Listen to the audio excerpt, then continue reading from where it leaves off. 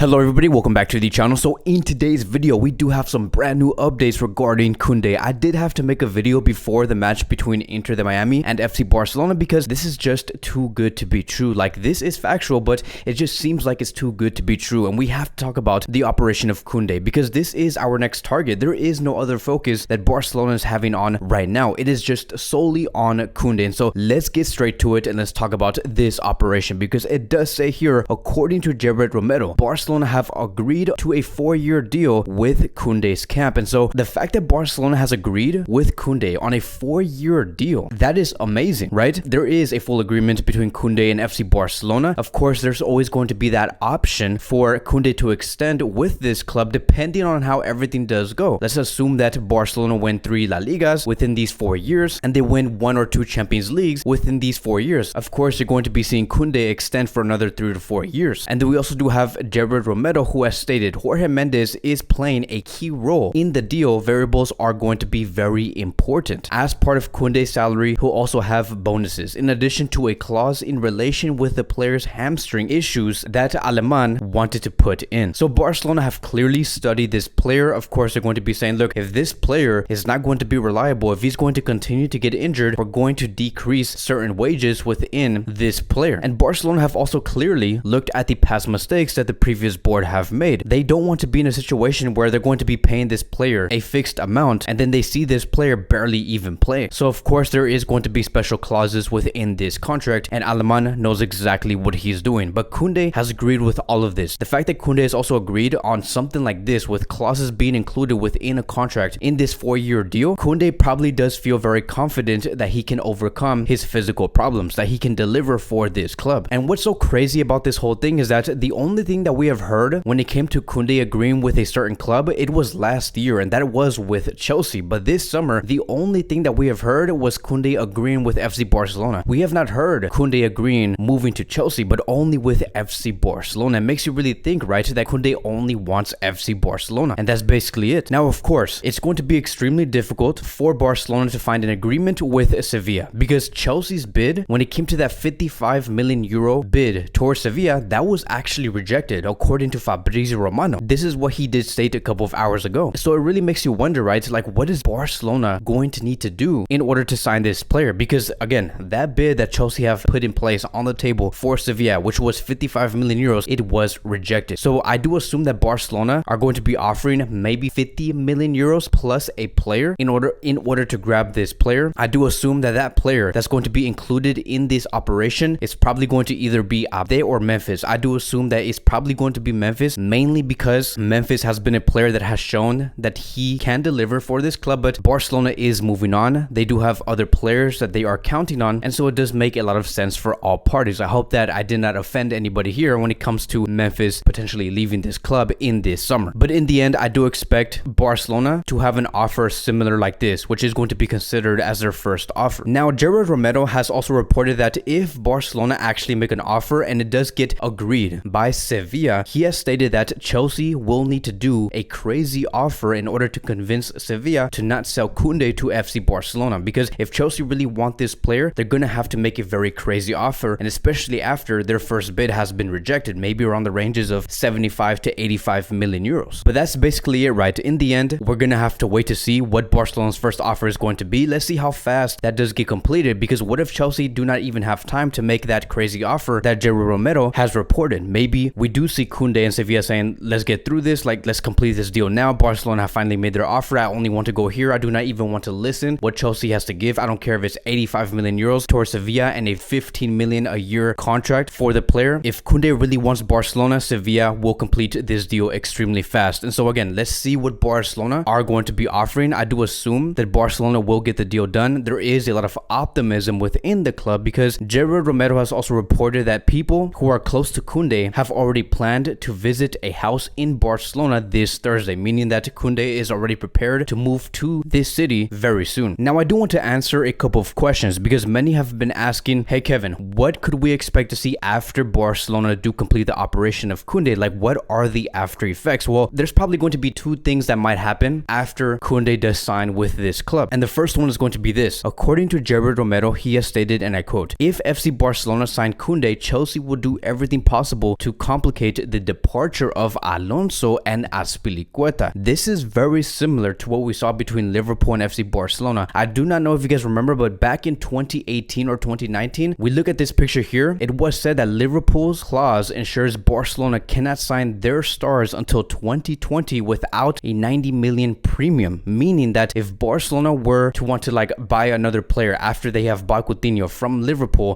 are going to be asking for an extra 90 million euros on top of whatever fee was agreed between Barcelona and Liverpool for a specific player. So we could see Chelsea act in that way. Maybe Chelsea might say, if we are going to be agreeing on a fee with Azpilicueta, with FC Barcelona for a fee of 10 million euros, we're also going to be asking for an extra 15 million euros of a premium fee. And to me, like when I look at stuff like that, when I see Premier League clubs act like this towards FC Barcelona, I just feel like these clubs get very butthurt because like these players want to come to this club and they do not want to stay at their current club. Like in a way, right? Like I don't know if you guys have noticed, but Barcelona really like to like rip these Premier League clubs apart. Like they like molesting these clubs and like taking these players away and taking them into Barcelona. Like you look at how we did Man City, we got Eric Garcia, we got Ferran Torres, now we're looking at trying to get Bernardo Silva. Look at how Barcelona have taken away Rafinha away from Chelsea. Now they're trying to take away Kounde away from Chelsea. It's just really crazy to see. And then the second thing that we should expect to see Barcelona do after they complete the operation of Kounde, it does say here, according to Fabrizio Romano, after Kounde, Barcelona's next big target will be Bernardo Silva, but a deal can be only possible if Frankie de Jong leaves the club. Jorge Mendes is working to bring Silva to FC Barcelona. So is there a possibility that we could see Bernardo Silva in a Barcelona shirt? Yes, of course. The homework is already done by Joan Laporta and Mateo Lemon. They have everything set. There is an agreement between Barcelona and Manchester United for selling Frankie de Jong. There's also an agreement on the other side between Barcelona and City and Jorge Mendes over a transfer fee for Bernardo Silva. The only thing that's really missing is Frankie's green light to move to Manchester United. If he does not give that green light or the yes, then we are not going to be seeing Bernardo Silva wear the Barcelona shirt next season. But this is what's most likely going to be focused on after Barcelona do complete the operation of Kounde, which is going to be Bernardo Silva. Let's see what Barcelona's actions are going to look like against Frankie, and whatever does happen within that operation, we are going to be talking about it here in this YouTube channel. That is going to be wrapping up today's Barcelona daily news. Thank you guys so much for watching. If you guys are new here, welcome to the channel. Please like, subscribe, comment, and I will see you guys in the next video.